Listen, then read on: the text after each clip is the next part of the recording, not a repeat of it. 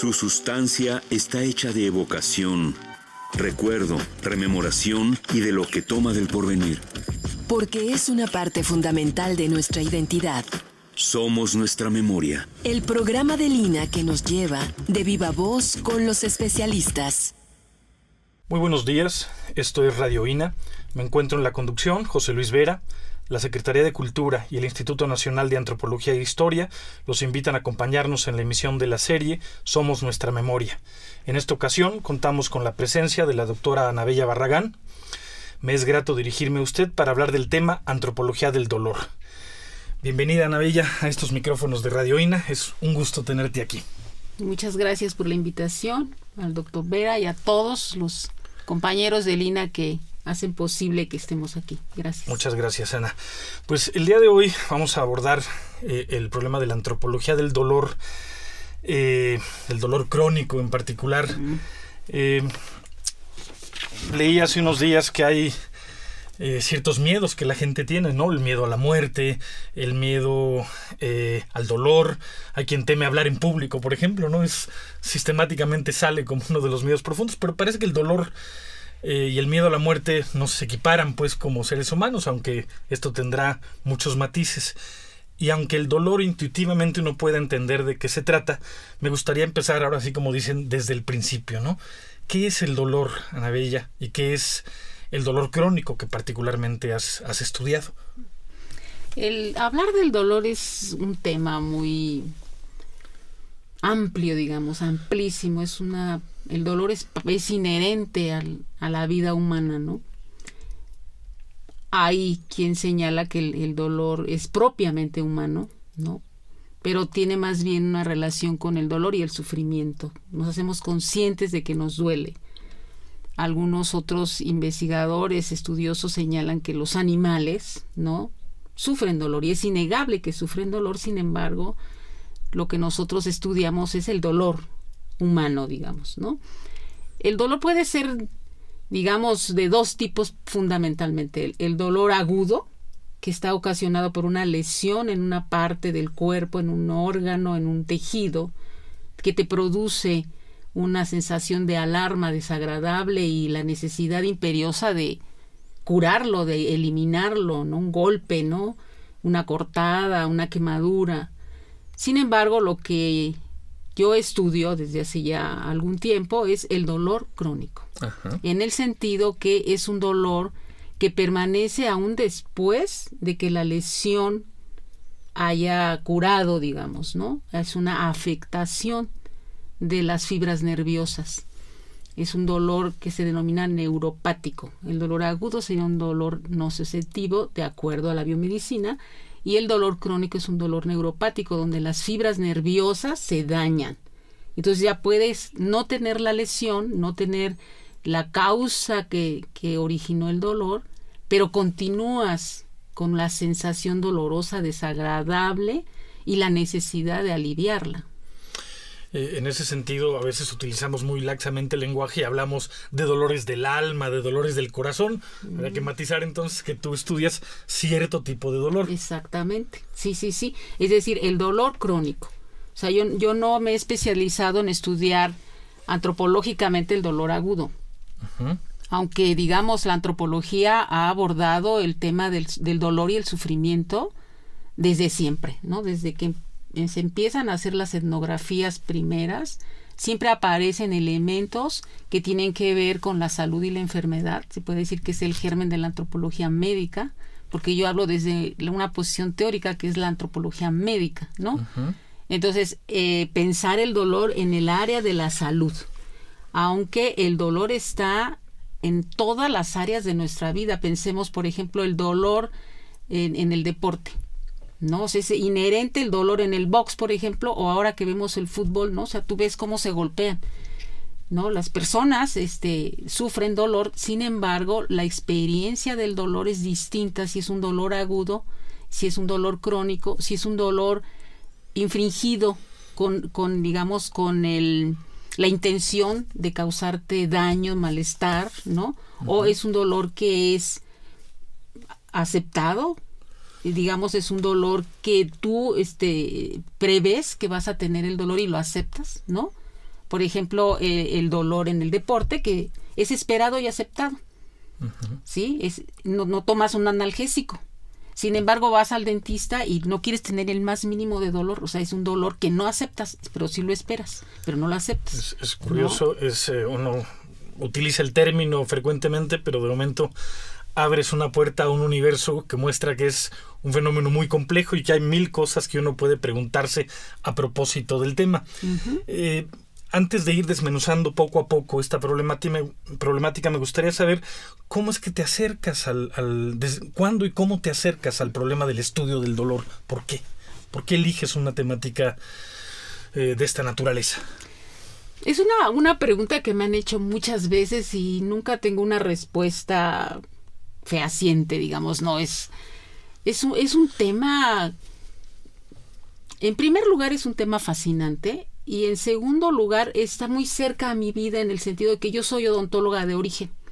Y entonces a mí siempre me ha comentado Eduardo Menéndez, que es mi asesor, mi profesor de antropología médica, que yo me acerqué al dolor precisamente porque estuve controlando el dolor durante 20 años, digamos. Trabajé como odontóloga en un consultorio privado durante 20 años. Entonces, el tema del dolor es muy cerca a mi vida profesional. Después, ya cuando estudié antropología física, me siguió interesando todas las vías del dolor, pero desde una siempre lo veía desde una perspectiva biomédica.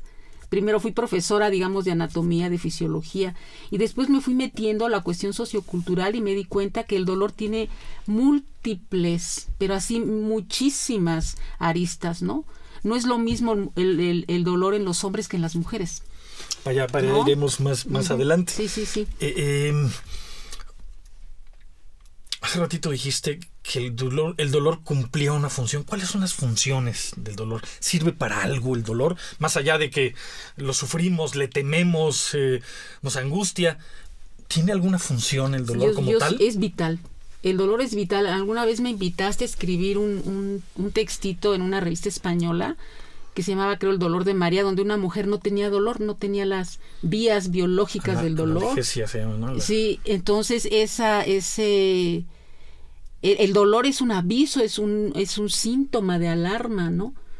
Si no te dejas quemando la mano y dices, voy a quitar la mano porque me estoy quemando, no, automáticamente la quitas, ¿no? Es decir, te avisa que hay algo malo, que es algo vital, está en peligro tu vida, está en peligro tu integridad física, ¿no? Sin embargo, sí, el dolor puede no llegar a tener una función de defensa, de alarma, sino que se convierte en la enfermedad misma, y ese es el dolor que yo estudio, ¿no? El dolor que ya no tiene una función de protección, sino un dolor que se ha convertido en un padecimiento, que ya no tiene ninguna función en el sentido de protegerte de nada. El dolor en sí es el sufrimiento, es la enfermedad, es el padecer. No te deja vivir.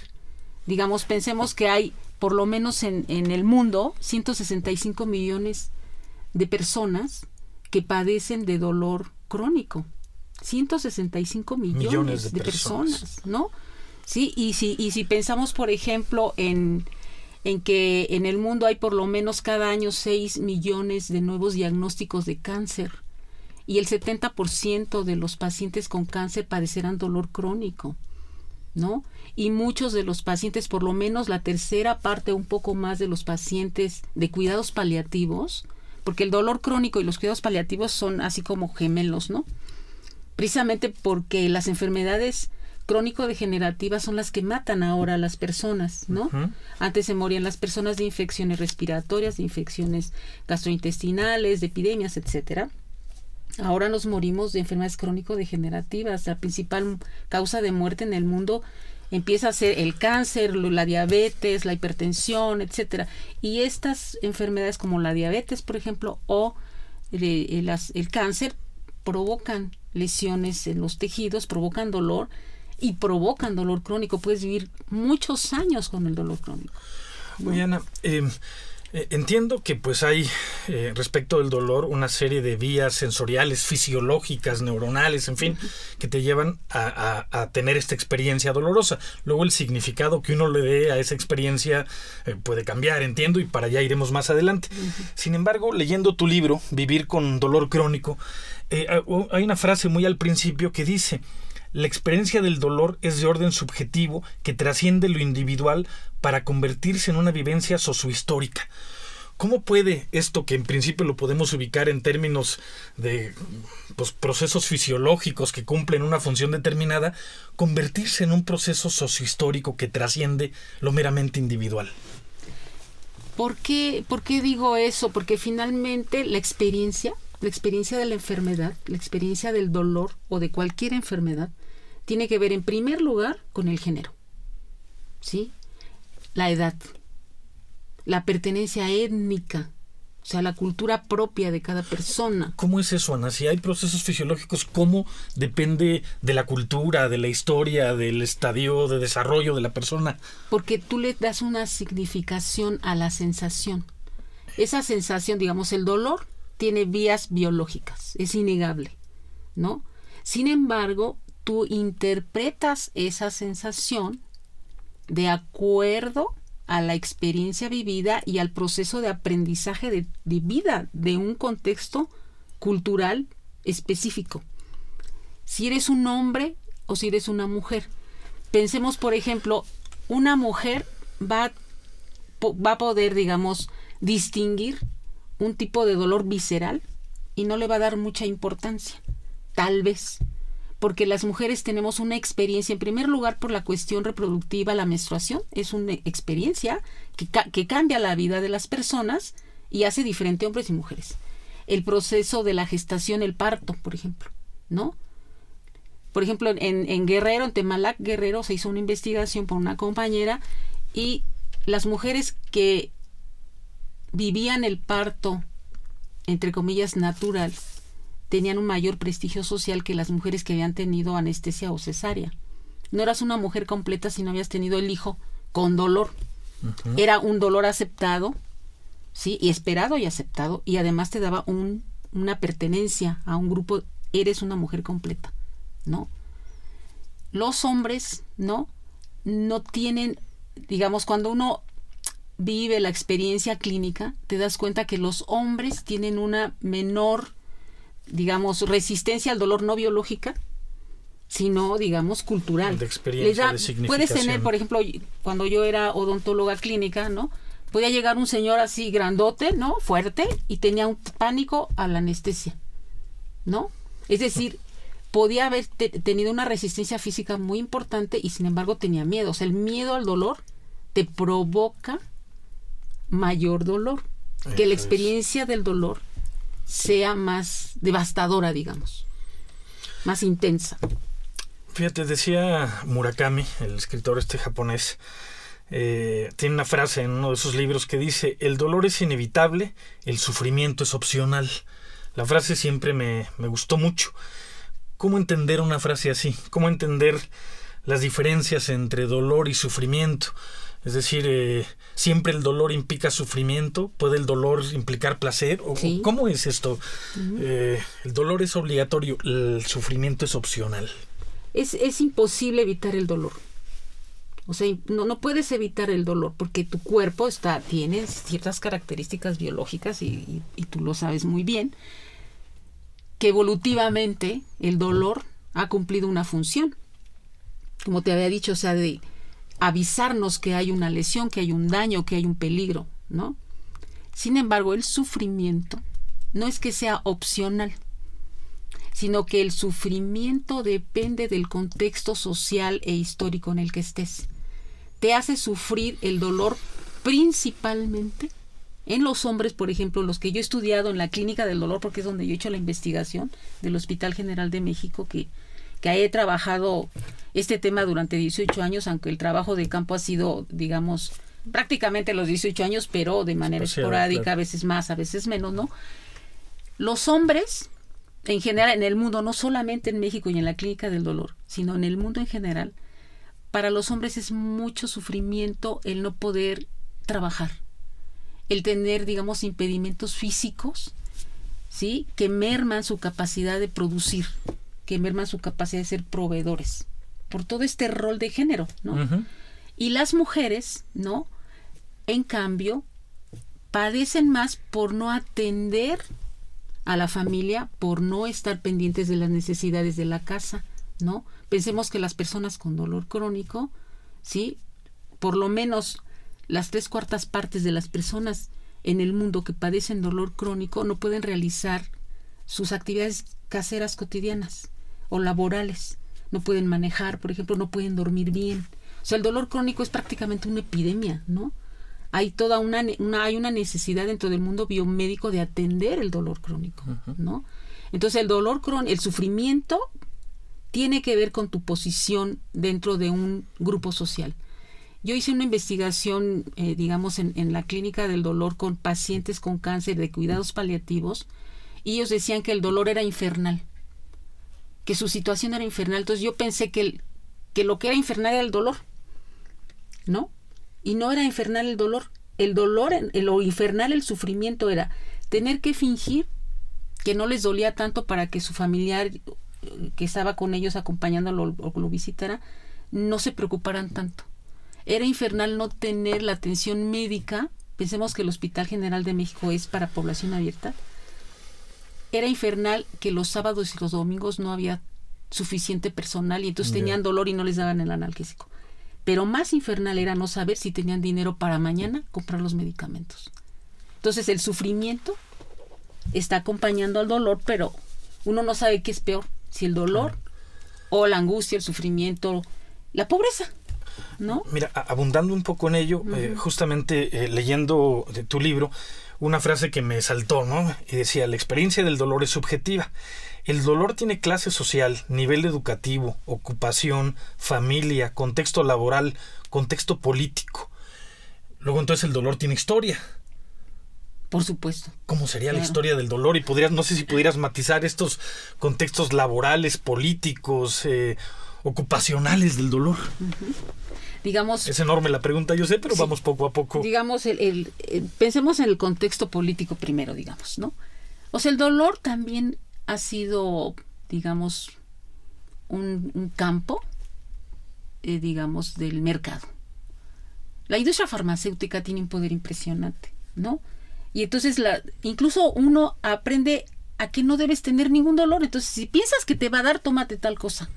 Entonces, la industria farmacéutica tiene un poder muy grande en enseñar cómo debes vivir el dolor, pero también en enseñar a los médicos cómo deben y con qué tratar el dolor, ¿no? Por lo tanto, tiene un aspecto económico. Incluso, yo estuve en una sesión de la Cámara de Diputados hace algunos años, donde había una discusión sobre la importación o no de qué cantidades de morfina a México, porque es uno de los países en América Latina que importa menos morfina, cuando la morfina es muy importante en cuidados paliativos sobre todo, ¿no?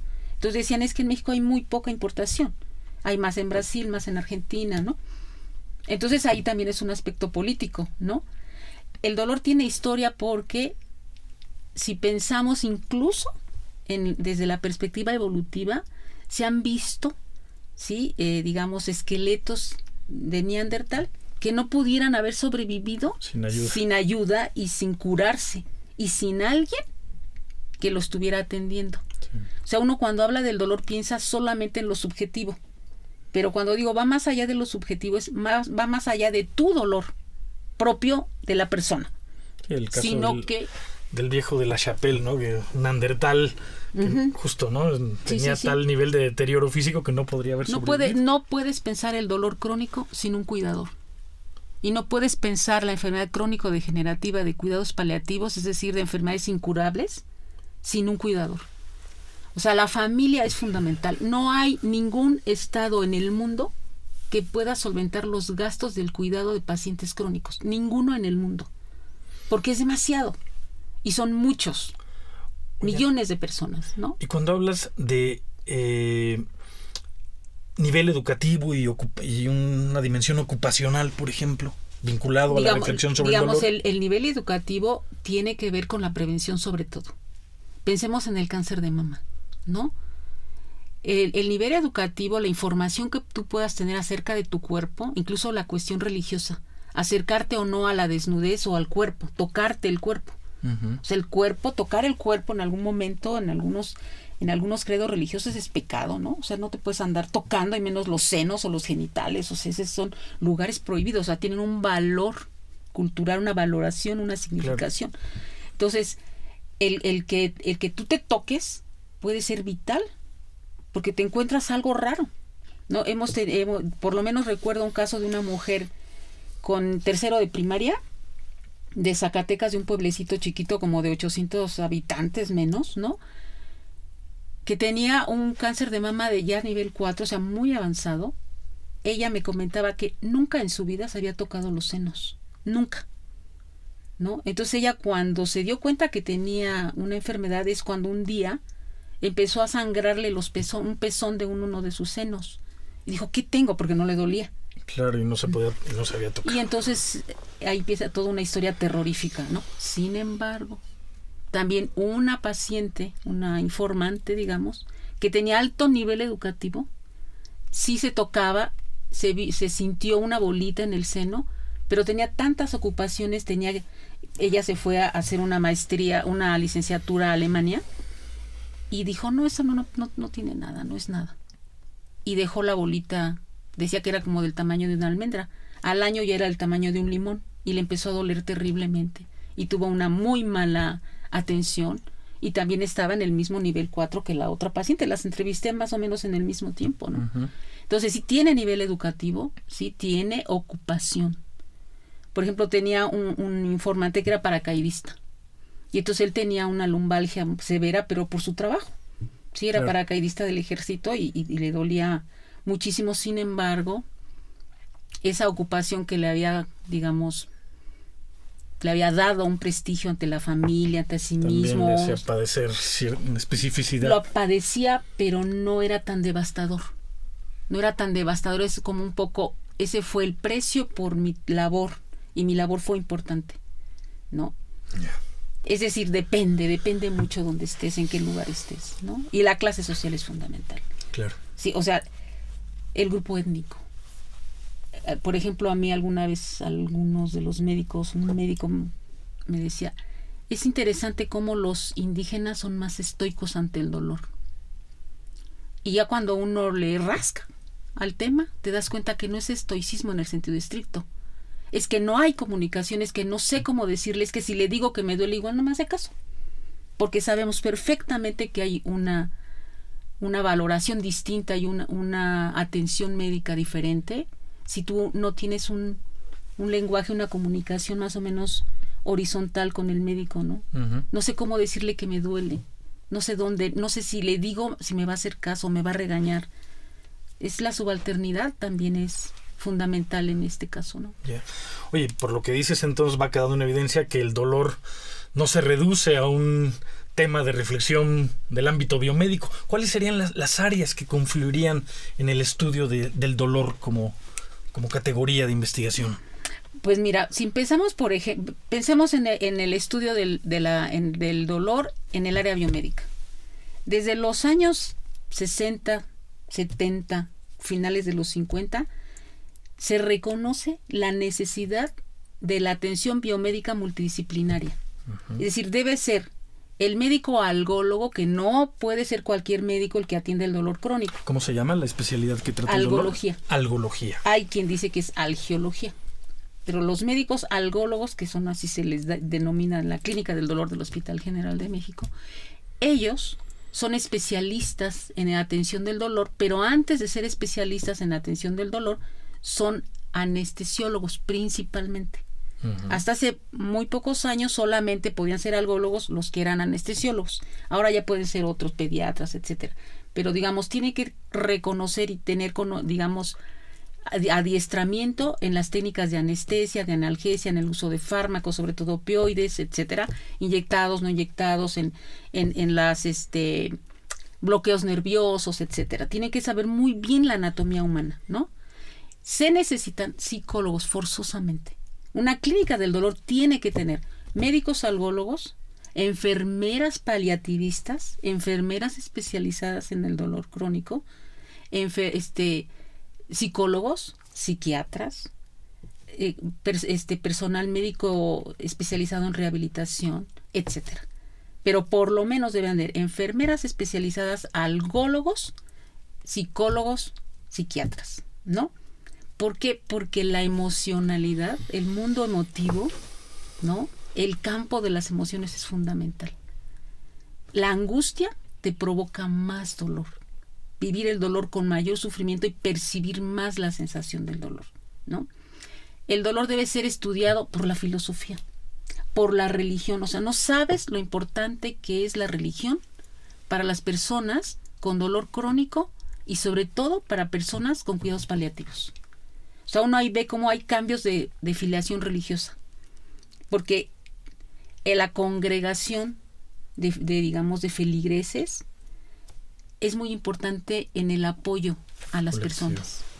O sea, hay ciertos credos religiosos donde la organización de los feligreses es más cercana y se cuidan unos a otros, se acompañan, ¿no? Me tocó, por ejemplo, a algunas personas que son de filiación protestante, ¿no? Y es muy interesante. Las personas que son protestantes viven el dolor con menos coraje, con menos miedo que los católicos. A mí me parece muy interesante. Los católicos, incluso había una señora que me decía, ay doctor, es que ya no aguanto a mi esposo, le mienta la madre a Dios. Es decir, consideraba, ¿no?, que Dios lo estaba castigando, pero era demasiado, ¿no? Y viven como un poco más angustiosos. Entonces cambian de filiación. Es muy interesante, a mí eso me parece me llama mucho la atención, ¿no? Y en cambio los que tienen un grupo de apoyo, el dolor no se vive en soledad en el sentido estricto. Lo vives peor si estás en soledad, ¿no? Para allá volveremos un poco al asunto de la religiosidad. Hablaste de varias especialidades, sin embargo, tú eres antropóloga médica y claro, haces antropología del dolor. ¿Qué aporta una antropología del dolor al estudio del dolor? Un poco lo has venido desmenuzando, pero me gustaría que lo hicieras explícito. ¿Y qué elementos son propios de una antropología del dolor? Sí, yo creo que más allá de que el dolor dentro de la biomedicina sea obligadamente estudiado y atendido desde una perspectiva multidisciplinaria, yo creo que las ciencias sociales tienen mucho que decir a la biomedicina en general. Y en particular la antropología médica. Si bien la antropología médica estudia la cultura de la salud y la enfermedad, la atención, la prevención, la muerte, ¿no?, la antropología hace, evidente los elementos socioculturales que están imbricados en la experiencia de la enfermedad en general y del dolor en particular. La antropología hace visible la cuestión de género, la cuestión de etnia, la cuestión de la clase social, ¿no?, la cuestión de las creencias religiosas, pero sobre todo los saberes médicos diferentes a la biomedicina. Los pacientes con dolor crónico y cuidados paliativos no podrían tener una calidad de vida vivible si no tuvieran otras estrategias de atención, si solo se enfocaran a lo que dice que deben hacer los médicos. Los pacientes hacen todo lo que te imagines, ¿no? Pero sobre todo echan mano de los saberes de la medicina tradicional: herbolaria, acupuntura, homeopatía, magnetoterapia, brujería, chamanismo, o sea, todas las medicinas denominadas por Menéndez como en el modelo médico alternativo subordinado, en el sentido de que son subordinadas a la biomedicina, que es la hegemónica, ¿no? Todas esas medicinas entran en juego en la atención y la autoatención. Las personas deciden cosas. Los únicos que piensan que las personas no deciden son los médicos. ¿No? Oye, Ana, dos preguntitas. Si alguien quisiera formarse en la antropología del dolor, pues tendría primero que ser antropólogo, ¿no? Estudiar antropología. ¿O hay otra vía? Para hacer antropología del dolor. Tienes que tener o los propios médicos formarse como antropólogos, tal vez. Ahora, digamos, hay una materia obligatoria en la UNAM, en la formación de médico general, que es antropología médica. Uh-huh. O sea, ya es una materia obligatoria, que eso es un logro, ¿no? Un logro del equipo de Roberto Campos y compañía, ¿no? Uh-huh. Que en México hay antropólogos médicos extraordinarios, ¿no? De vanguardia, y que llevan las ideas incluso a Sudamérica, ¿no? Yo creo que la antropología es fundamental para comprender la experiencia de la enfermedad, pero la experiencia en el sentido amplio. O sea, el sujeto paciente no está solo en el mundo y no es una tabla rasa, ¿no? O sea, tiene conocimientos, tiene saberes, tiene experiencias y echa mano de ellas, ¿no? Yo he visto en los casos que yo he estudiado en profundidad, ¿no? Que por lo menos han sido 90 en estos años, o sea, de diferentes padecimientos entre cáncer, neuropatías por diabetes, neuralgias trigeminales, neuropatía diabética, neuralgia posherpética, etcétera, ¿no? Artritis, artrosis, etcétera. Todas estas enfermedades que producen dolor crónico, sin la autoatención, no tendrían una suficiente calidad de vida, porque incluso la búsqueda de la atención te da un sentido de vida. Buscas en la acupuntura, buscas en la homeopatía, en el naturismo, en la automedicación, en la autoatención con plantas medicinales. Yo creo que nosotros como un pueblo que tiene una raigambre prehispánica muy importante, tenemos un conocimiento fundamental de plantas medicinales, que ya se combinan con las medievales en la época colonial. O sea, ya hay una combinación ahí, pero la gente toma árnica, cancerina, claro, etcétera, etcétera, ¿no? Bueno, les recordamos que el tema de esta ocasión es antropología del dolor, y para hablar de ello contamos con la presencia de la doctora Ana Bella Barragán. Ana, tu investigación se ha centrado en el estudio del dolor crónico. ¿Cuál es la importancia del dolor crónico en México? ¿Cuál es su incidencia? ¿Hay estadísticas de cuánta gente? No sé, en fin. Es muy importante el dolor crónico. En México, digamos, de las primeras causas de muerte son, además de las enfermedades cardíacas, ¿no? La diabetes, ¿no? Uh-huh. El cáncer y esas enfermedades. Por ejemplo, la diabetes produce neuropatía diabética.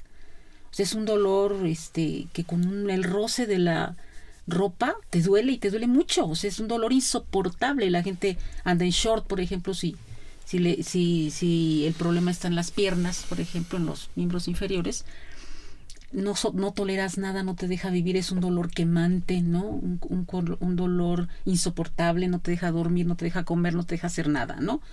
Entonces estás en tu casa, no puedes trabajar, no puedes salir, ¿no? Y no lo sabemos porque no los vemos, ¿no? Todas las causas de muerte y sobre todo el proceso de envejecimiento. Pensemos que la esperanza de vida es entre 73, 78 años, o sea, entonces nos enfermamos de otras cosas que antes no sabíamos. Claro. Tenemos enfermedades crónicas, dicen los que saben, ¿no? Que vamos a vivir todos por lo menos 20 años con una enfermedad crónica, ¿no? Y las enfermedades crónicas son desde desgastes óseos, ¿no? Enfermedades que tienen que ver con metabólicas, digamos, ¿no? Entonces en México es muy importante, es tan importante que incluso la norma oficial mexicana, creo que fue de 2009, no recuerdo muy bien si la norma fue, sí, en 2009, la norma fue en 2009, es una norma oficial donde, digamos, se establece la necesidad de que en los hospitales exista una clínica del dolor y cuidados paliativos, ¿no? Y hay un mapa interesante, en el 2015 se publicó ese mapa, donde prácticamente en toda la República había clínica del dolor, clínica del dolor y cuidados paliativos, o solo cuidados paliativos, prácticamente en toda la República.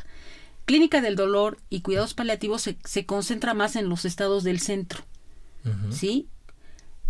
Cuidados paliativos más un poco hacia el norte, ¿no? Clínicas del dolor solamente sin cuidados paliativos, un poco diseminada, ¿no? Pero me llamó la atención que en ese mapa solamente Tlaxcala no tenía ni clínica del dolor ni cuidados paliativos, y Quintana Roo. No sé si de 2015 a la actualidad haya, pero ya hay una norma oficial mexicana donde debe haber cuidados paliativos y clínica del dolor en los hospitales. Así es de importante la atención al dolor. Parece ser, sí, que por lo menos de los datos del IMSS, ¿no?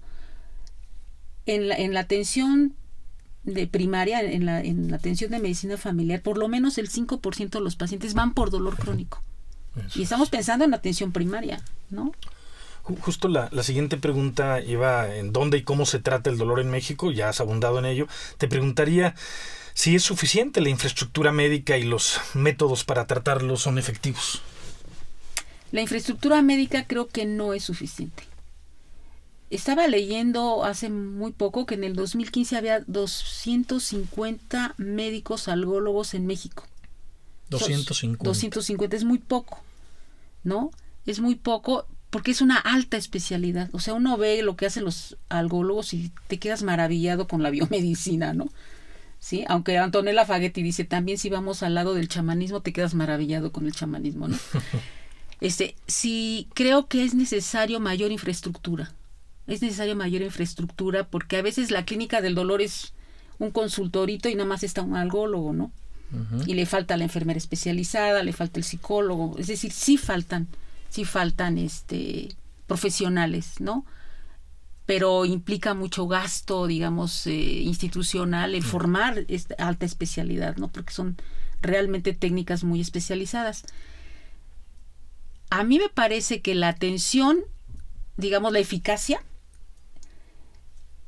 te puedo decir que el 60% de los datos que yo recuerdo de los pacientes que yo he estudiado, el 60% tienen un dolor moderado que los permite vivir, controlado, digamos. Uh-huh. Es un éxito el 60%. Entre 10-20%, cero dolor.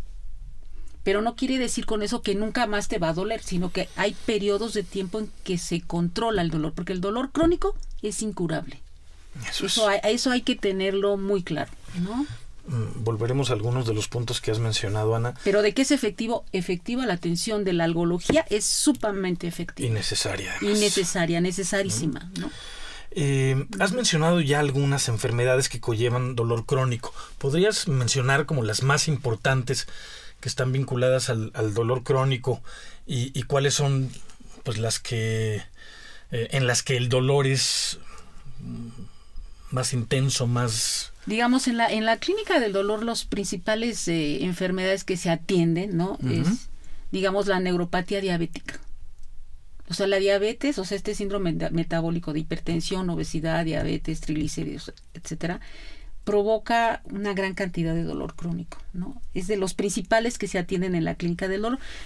No te puedo decir, digamos, tendría que ser muy amplio decirte en tales momentos, en tales años fue en tales años fue lo otro, porque hay digamos, a veces en el primer lugar está la neuralgia posherpética. ¿Sí? ¿Qué es la neuralgia? La neuralgia posherpética es una secuela de una infección por herpes, por el virus del herpes zóster, que es un pariente, digamos, de la varicela.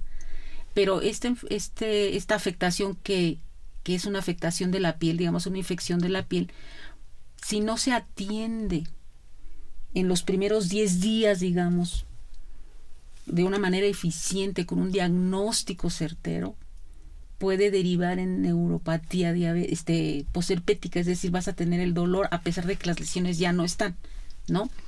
Y es frecuente en personas con inmunodeficiencia, sea por VIH, sea por cáncer, sea por diabetes o proceso de envejecimiento, desnutrición, ¿sí? Entonces, si tú tuviste el antecedente de varicela, se puede reactivar y producir herpes zóster y es dolorosísimo. Es uno de los dolores quemante, lacinante. Los pacientes dicen es como un choque eléctrico, es muy terrible el dolor, ¿no? Eso es una de las principales causas de atención, digamos, motivos de atención en la clínica del dolor. Las por cáncer, o sea, dolores por afectación por los tumores cancerosos, y uno muy importante también es las osteoartropatías degenerativas. ¿Qué son?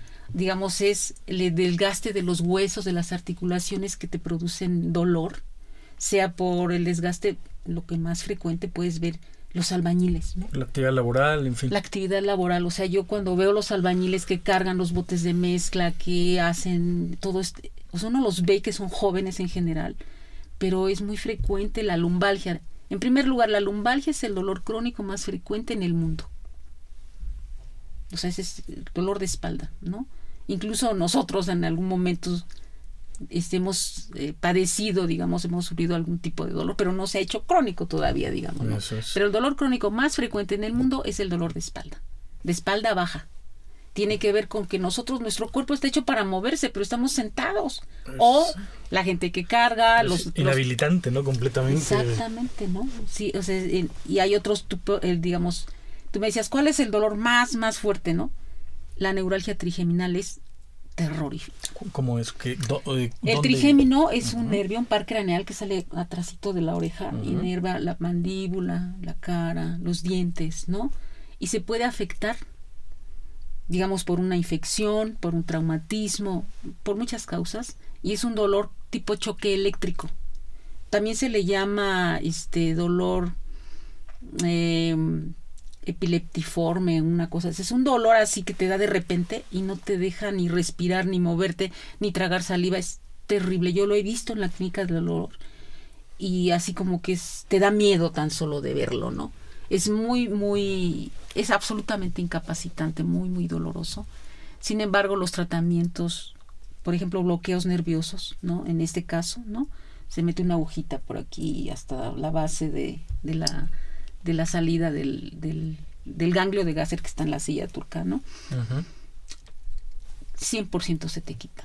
Puede nunca volverte a dar, pero puede darte otra vez.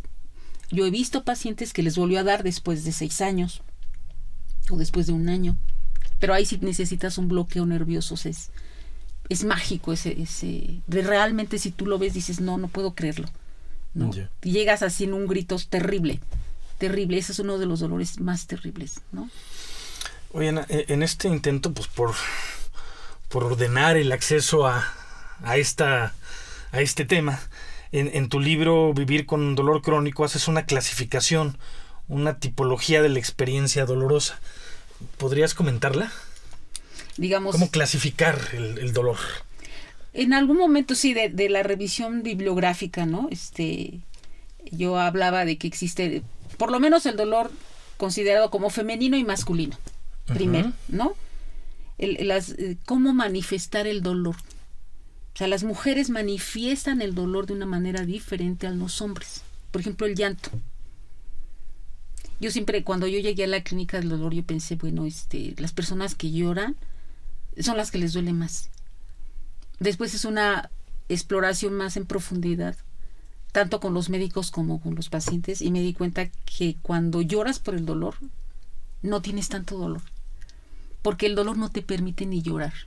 O sea, cuando el dolor es intensísimo, no te da tregua. En cambio, el llanto es una tregua, te permite llorar. Pero lloran más las mujeres. Entonces me decían los médicos, lloran más las mujeres que vienen acompañadas por el esposo, ¿no? Porque es un poco, ya ves si me duele, hazme caso porque si me duele, lloro. Y los médicos decían también, es más impactante e importante el dolor de los hombres.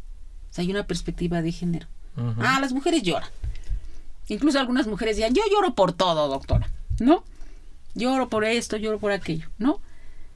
Y en cambio los médicos también tienen una prenoción de que los hombres no lloran.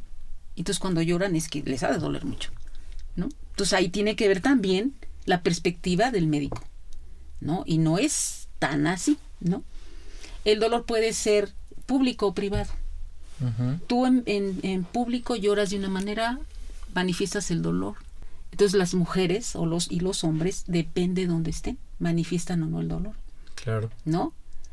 Lloran por él, gritan, los gestos, la gestualidad, ¿no? Hay algún autor que señala que el dolor demuestra el fracaso del lenguaje. Yo considero que no. El dolor te obliga a la construcción de otro lenguaje. El lenguaje de los gestos, es los insuficiente gemidos. El lenguaje para el hablar lenguaje del dolor. verbal, sí. Los gemidos, la sudoración, la palidez, eso, los gritos, el llanto, es parte del lenguaje del dolor, además de las palabras, ¿no? Entonces, en público, en privado, ¿no? Por ejemplo, el dolor de los viejos. Dicen, es que a los viejos les duele menos. Hay algunos autores que dicen, no es que les duela menos, es que tienen una experiencia de vida que permite ¿sí? Digamos, como matizar cuáles son las causas por las cuales me está doliendo. Entonces me puedo no preocupar por mi experiencia, ¿no? Hay quien dice que los bebés les duele menos. Y los pediatras han dicho no es verdad, les duele más porque no tienen una madurez suficiente en sus vías nerviosas y un estímulo mínimo les duele mucho más que a un adulto. Entonces a veces se hacían, por ejemplo, circuncisiones sin anestesia, ¿no? Claro. O les perforas las orejas porque dices, está chiquito, no le duele. Le duele más a un chiquito que a un adulto, ¿no? Aunque el umbral del dolor en hombres y mujeres es semejante, ¿no? En ese sentido, Ana, hablamos de un dolor muy intenso. ¿Es posible medir el dolor? Sí. ¿Cómo medimos el dolor? Es difícil medir el dolor, sin embargo, la necesidad clínica ha obligado a que se tengan escalas del dolor. Uh-huh. Entonces, en la clínica del dolor y en México y en todo el mundo, ¿no? Se utilizan la escala visual análoga, que es, digamos, tú le dices al paciente 0 es nada de dolor. 10 es el dolor más intenso que usted ha tenido. ¿Cuánto le duele? Entonces el paciente dice, me duele 5, 6, 7, 8, 9. O le dice, es subjetiva 11. La escala del dolor. Te ha dicho 11. 11. Wow. ¿No? O me dice, bueno, la mitad de 1. Pero es siempre testimonial. Exacto. O sea, es decir, es subjetiva totalmente. ¿Qué tanto tú soportas el dolor? ¿Cuál es el dolor más terrible que has tenido? Cuando yo era odontóloga clínica, la gente me decía, yo prefiero tener 7 chamacos que me saquen una muela. ¿No? ¿Sí? Entonces, depende. O sea, el dolor de muela es un paradigma para el dolor y el dolor de parto. Hay hombres que me han dicho, me duele como un parto interminable. ¿Y usted cómo sabe? Exacto, ¿no? Un parto interminable. La neuropatía diabética, ¿no? Ya. O mujeres que dicen, no, es que yo prefiero tener 3 hijos a este dolor. Por ejemplo, el dolor de la neuralgia trigeminal. No me acordaba de un artículo que seguramente recordarás que se llamaba algo así como del dolor privado del dolor público al suplicio privado, uh-huh. que era la historia de la odontología, ¿no? Uh-huh. Y cómo justamente claro. se atendía públicamente a los individuos, pero en algún momento alguien dice, quiero sufrir en privado, uh-huh. te pago. Ven a mi casa, no me atiendas en una plaza pública, ¿no? Exacto. Entonces el significado del dolor público y el dolor privado. Y sigue siendo, ¿no? Porque el box es un dolor público. Ajá. ¿No? O el fútbol ahora. O sea, es como un espectáculo, el dolor es un espectáculo. Y todo ese, el espectáculo del dolor cómico. ¿No? Que estos programas donde sacan personas que se golpearon, se fracturaron. Entonces te da risa el dolor. Entonces es un uso social del dolor. El dolor tiene uh-huh. un uso social, ¿no? Oye, Ana, ¿es accesible la algología para los médicos mexicanos? ¿Es una especialidad recurrente? Mencionabas hace rato que hay pocos algólogos. Es accesible. No sé, esa pregunta se me hace complicada. Hay varias instituciones, o sea, el Centro Nacional de no me acuerdo cómo se llama, Centro Nacional del Dolor Crónico, de Formación del Dolor Crónico, en un momento dado estuvo en la clínica del dolor del Hospital General de México, ahora creo que está en el Hospital Juárez con la doctora Casian, pero ahí se forman los algólogos y además se forman, yo estudié en la clínica del dolor porque el Hospital General de México es el hospital escuela más importante de América Latina, ¿no? Se atienden en la clínica del dolor, por lo menos hay entre 9, 10 mil, 8 mil pacientes al año, ¿no? Y en el Hospital General no recuerdo muy bien, pero 70, 72 mil al año, ¿no? Entonces, o más, ¿no? Es un hospital escuela fundamental, ¿no? Tiene una tradición y un prestigio dentro del mundo médico nacional e internacional muy importante. También en el Instituto Nacional de Cancerología se forman médicos algólogos, en el de nutrición también, ¿no? Hay pocos centros de formación de médicos algólogos, pero también yo creo que es difícil estudiar algología. Tengo una propuesta del doctor Jiménez, que es actual director de la Clínica del Dolor, de hacer una investigación con los médicos. No he podido ir a verlo, pero estoy preparando ya el proyecto, incluso lo platiqué con el doctor Raimundo Mier y con el doctor Menéndez también, de presentar un proyecto para en qué ha afectado el atender el dolor a los médicos. Porque a mí luego me reclaman los mismos médicos, me dicen, tú siempre dices lo que nosotros les hacemos a los pacientes, pero no dices lo que nos hacen ellos a nosotros. Para allá quiero ir, casi para ir cerrando, tengo algunas preguntas más. Una de ellas, que es uno de los temas que me pareció más interesantes en tu libro y en las charlas que te he escuchado dar a propósito del dolor, es que no obstante ser esta experiencia del dolor pues, omnipresente, a veces intensa, como lo has caracterizado,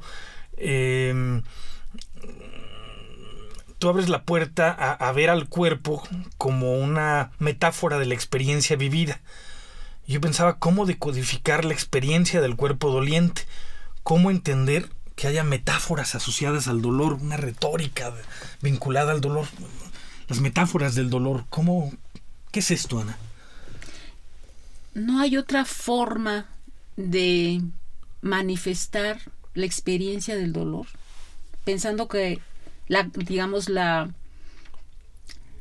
culminación de la experiencia es la comunicación de la vivencia, digamos. Uh-huh. Ahí concluye la experiencia cuando yo te la narro, porque además la reconstruyo al tiempo. No es lo mismo entrevistar a un paciente que estuvo en cuidados paliativos o que recientemente estuvo diagnosticado a después de 10 años. O sea, tú vas resignificando la experiencia. La única manera es con metáforas. La metáfora es palabras que están en lugar de otra cosa. Uh-huh. ¿No? Es decir, ¿cómo te hablo de lo desconocido a partir de algo conocido? Por ejemplo, decir, me estoy quemando. Siento como que me quemo. O sea, el dolor neuropático es ardoroso. Te puede decir, siento como un choque eléctrico. Te lo tengo que decir porque creo que tú sabes lo que es un choque eléctrico. Pero no hay un lenguaje propio del dolor, siempre se expresa metafóricamente. Hay un cuestionario, el cuestionario McGill, que pretende ser como universal, de los diferentes tipos de dolor: quemante, punzante, cortante, etcétera, ¿no? Opresivo, lacinante, ¿no?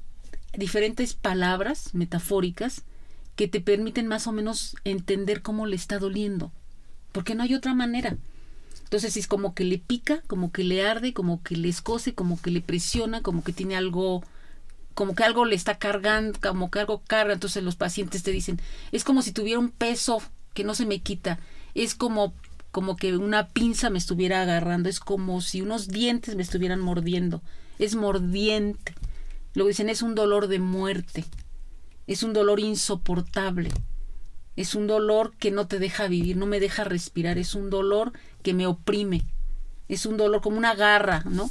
Entonces las personas tienen un lenguaje y depende del bagaje educativo y también la pertenencia étnica, ¿no? Y en fin. Sí, digamos, si te dices como un calambre, es como un golpe con un martillo. Por ejemplo, los hombres utilizan metáforas que tienen que ver con herramientas. Es un taladro, como un martillo, como un cuchillo, como un picayelo, ¿no? Que me lo están encajando.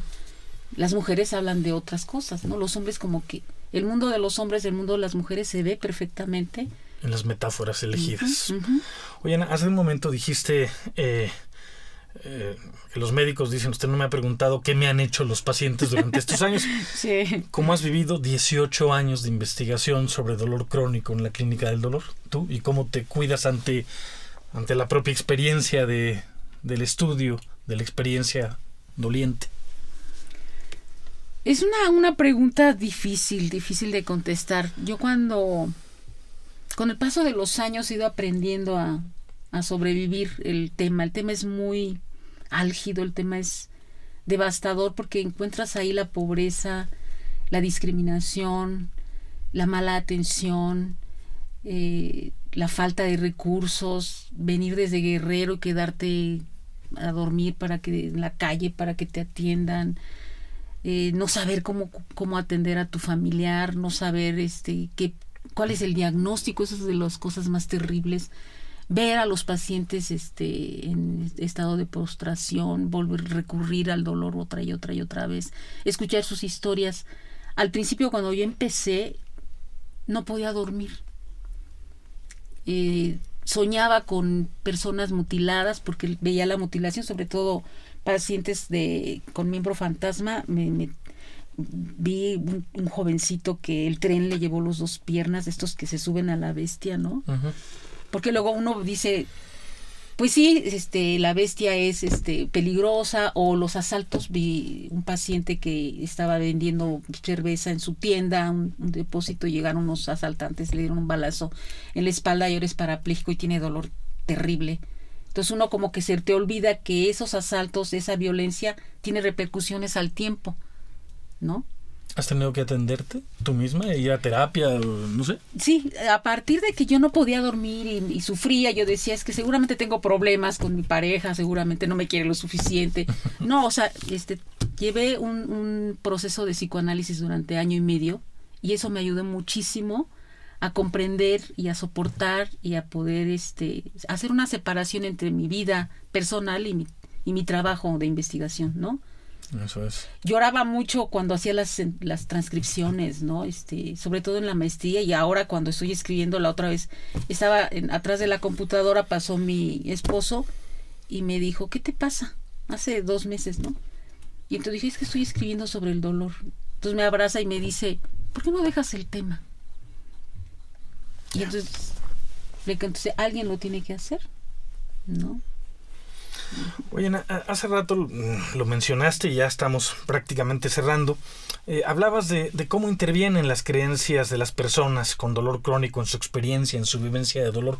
¿Podrías abundar un poquito sobre religiosidad y dolor, como para cerrar? Yo creo que ese es un punto fundamental. Uh-huh. Hay personas que nunca tuvieron un credo o no practicaron un credo religioso, y cuando tienen la enfermedad crónico-degenerativa con dolor crónico, se convierten. He visto muchos casos, donde la única manera de soportar el dolor y buscar alternativas de tratamiento es a través de la creencia religiosa profunda, ¿no? Profundamente la fe, digamos, ¿no? Hacen mandas, ¿no?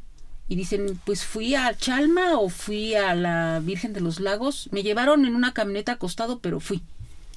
O sea, es decir, hacer el esfuerzo de cumplir la promesa para aliviarte o para tener menos dolor, para seguir viviendo, te da como una tregua digamos, soportas el dolor. Si tú no tienes un sentido de vida, no puedes soportar el dolor crónico, te matarías, ¿no? Porque hay casos de suicidio, muchos casos de suicidios en el mundo por dolor crónico, uh-huh. ¿No? Es insoportable, te digo, la neuralgia trigeminal. A un paciente la esposa le quitó la pistola de la mano porque estaba a punto de suicidarse, ya después finalmente encontró la atención, etcétera. Pero la religión, creer en un ser superior que te ayuda, que te acompaña, pero sobre todo el acompañamiento de los feligreses, digamos, de los compañeros de fe. Uh-huh. De algún modo has dicho que la experiencia dolorosa trasciende la experiencia individual. Y entonces, pues, los médicos que estudian esto, los cuidadores, los familiares, hay de algún modo asociaciones de apoyo para, por ejemplo, los cuidadores en estas clínicas, o hablabas tú de tu propia experiencia, pero hay formas de atención a los cuidadores primarios, a los familiares que viven la experiencia dolorosa de un familiar. En la clínica del dolor hay creo que un día a la semana, los miércoles, si no mal recuerdo, hay atención, digamos, como terapias grupales, uh-huh. ¿Sí? Para familiares de pacientes de cuidados paliativos. No recuerdo que sean pacientes de dolor crónico, principalmente de cuidados paliativos, un poco de tanatología, ¿no? Hacia, digamos, enfocados a la tanatología, donde les dan charlas, les enseñan cómo atender, cómo cerrar círculos, cómo tener las cosas en paz, etcétera, ¿no? Pero no conozco, sería bueno investigar más profundamente sobre eso. Asociaciones de pacientes con dolor crónico no conozco, ¿no? Así como habría Alcohólicos Anónimos. Uh-huh. Sí conozco, digamos, personas de Alcohólicos Anónimos que padecen, por ejemplo, neuropatía posherpética, que acompañan a los compañeros de Alcohólicos Anónimos, incluso los estimulan a que se atiendan, los acompañan. De ahí la importancia del acompañamiento de los familiares. O sea, esa es la trascendencia del dolor crónico. O sea, el dolor no es subjetivo en el sentido estricto, sino que se vive, se trasciende la subjetividad. Eso es. Porque alguien siempre ve por ti. Por los hombres, principalmente las mujeres, las esposas, las hijas, las nueras, ¿no? Por las mujeres, Generalmente otras mujeres. las hijas, las comadres, las vecinas, a veces los esposos, aunque sí con cierta frecuencia, los hijos varones, pero principalmente mujeres, las mujeres cuidadoras. En la clínica del dolor no conozco ninguna estrategia, ¿no?, para darles capacitación, digamos, a los cuidadores, y debería, porque en el mundo ya hay la profesionalización del cuidador, pero hay que pagar. Claro. En esta población nuestra, sí, donde la pobreza es de millones, ¿no? Tiene que ser la familia la que solvente esos cuidados. Pues, y aprenden entre ellos. Claro. Uh-huh. Pues es un tema enorme, uno no pensaría que hay tantos matices, ¿no? Con una sola palabra nosotros parece que nos quedamos con lo básico y hay todo un universo. Ana, si tuviéramos que recomendar a quienes nos están escuchando, nos están viendo, alguna bibliografía, a los interesados que quisieran profundizar en algunos temas, ¿qué sugerirías? ¿Qué textos básicos de, no sé, a lo mejor de antropología médica en principio, o algunas cosas más específicas sobre el estudio del dolor crónico? Pues este libro de Antropología del Dolor de Le Breton es Ajá. famoso, se encuentra fácilmente en la red, y es toda una panorama general de lo que es el dolor, ¿no? Un libro de Susan Sontag, Uh-huh. que se llama Ante el dolor de los demás, Uh-huh. que es un poco el estudio del dolor, pero más hacia los medios de comunicación, de cómo nos hemos acostumbrado a ver el dolor y cómo la publicidad de ahora, ver gente desmembrada, torturada, etcétera, y eso nos gusta, cómo se utiliza en el cine, en la televisión, el dolor, ¿no? O sea, la violencia. Uh-huh. Entonces nos hace un poco reflexionar hacia dónde vamos, ¿no? De esa utilización social del dolor. Hay un libro que se llama Antropología del Dolor, creo que también es Sociología del Dolor, de una autora, Therese Berterard, creo que se llama, ¿no? Hay varias bibliografías. ¿Alguna bibliografía de nuestro propio país antigua que tenga que ver con si era un tema de análisis en el México prehispánico, alguna cosa? López Austin ha trabajado algunas cosas. Fíjate que en la revista Antropología Mexicana he encontrado Uh-huh. cosas muy interesantes sobre el estudio de la enfermedad, del cuerpo, ¿no? Yo creo que eso se valdría la pena, ¿no? La revista. Los textos de López Austin. Sí. Y por supuesto, pues habría que recomendar Vivir con dolor crónico, de Ana Bella Barragán, donde sintetiza de algún modo pues estos, bueno, en este momento algunos menos años de los 18 que llevas, pero bueno, ya está actualizando algunos otros textos y algún volumen, entiendo, bastante grande, ¿no? Donde vuelves a abordar la experiencia del dolor. Pues intenté hacer un libro que me coordinó el doctor Eduardo Menéndez, Uh-huh. que es bastante gordito, ¿no? Que está ahorita en proceso de dictamen precisamente en la editorial de Lina, ¿no? ENA, ¿no? Muy bien. Y es como toda la historia de la experiencia del dolor y toda esta historia de mi trayectoria en el estudio, con casos muy particulares, ¿no? Yeah. Que salga ojalá algún día. Saldrá y esperamos tenerlo pronto. Uh-huh. Pues muchísimas gracias, Ana. Gracias. Realmente es un universo interesantísimo, duro, fuerte, pero en fin, no solo es que alguien tenga que hacerlo, sino alguien tiene que comunicarlo además, y lo haces pues maravillosamente bien. Ay, ¿no? Te lo agradezco mucho, muchas Ana. Gracias, querido. Pues muy bien, así, José Luis Vera, a nombre de Radio INA, doy por terminada esta emisión, que fue posible por la generosa participación de nuestra invitada, la doctora Ana Bella Barragán. Te agradezco mucho, Ana. Gracias a nuestros escuchas por su atención. Les sugerimos consultar más de nuestra producción a través de www.radio.ina.gov.mx.